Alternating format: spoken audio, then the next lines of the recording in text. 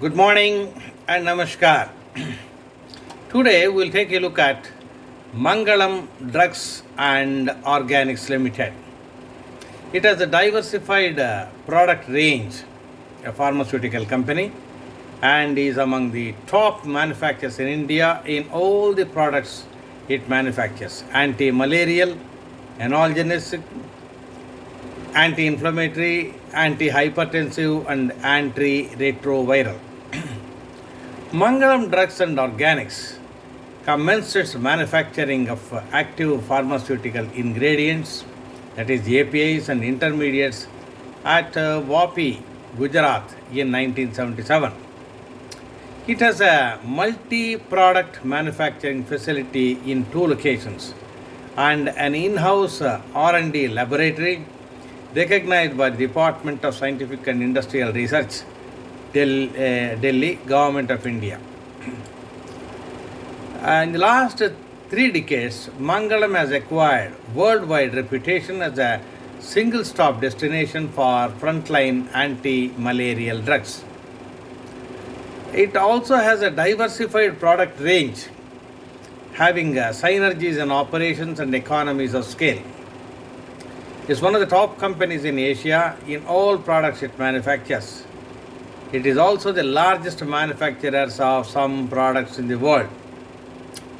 It is presently focused in the manufacture of active pharma ingredients, APIs, intermediates, and specialty chemicals.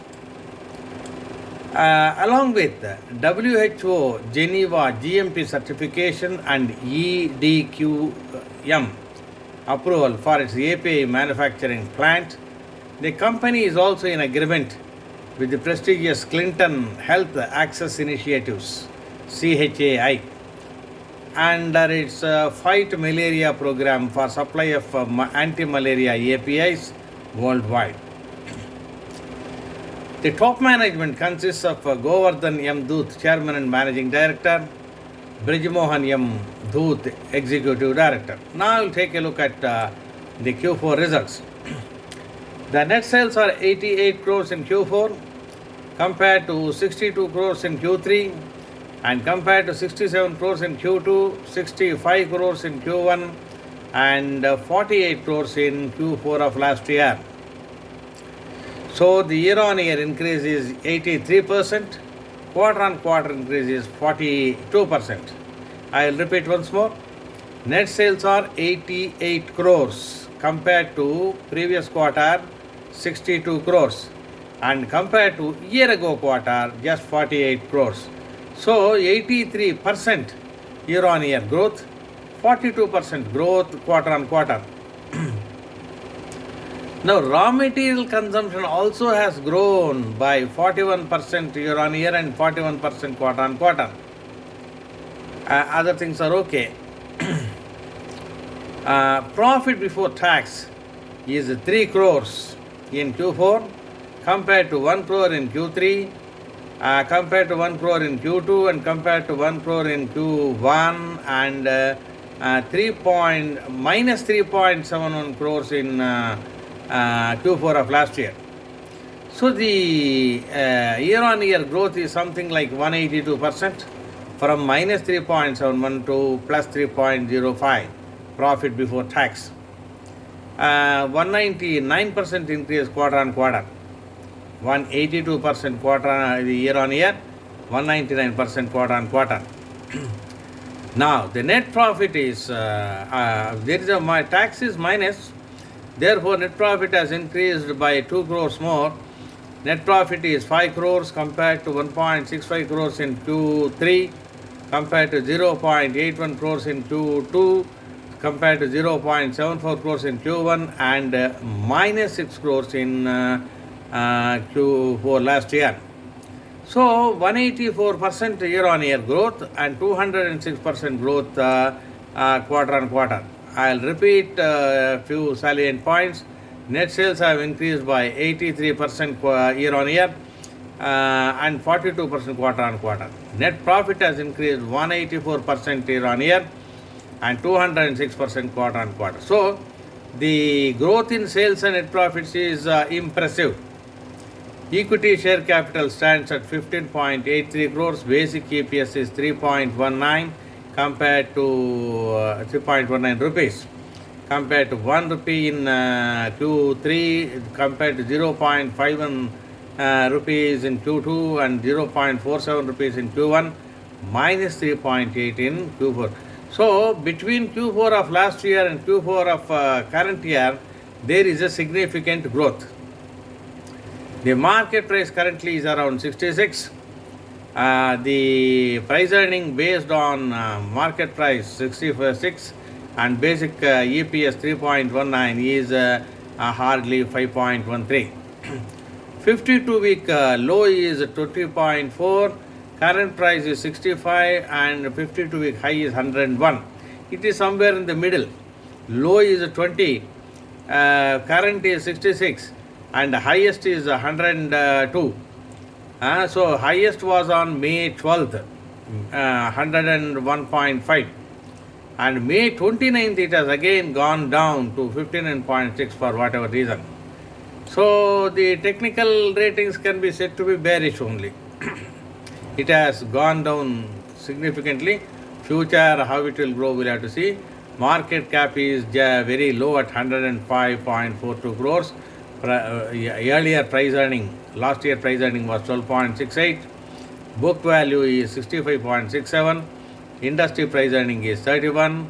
Against industry price earning of 31, Mangalam price earning is hardly 12.68. Is there scope for growth? If the Mangalam maintains current rate of sales and profits, yes, there is possibility. EPS 5.21, trailing 12 months. Price to book is 1.01, face value is 10. Against face value of 10, the latest EPS has come to 3.19. It has a long way to go.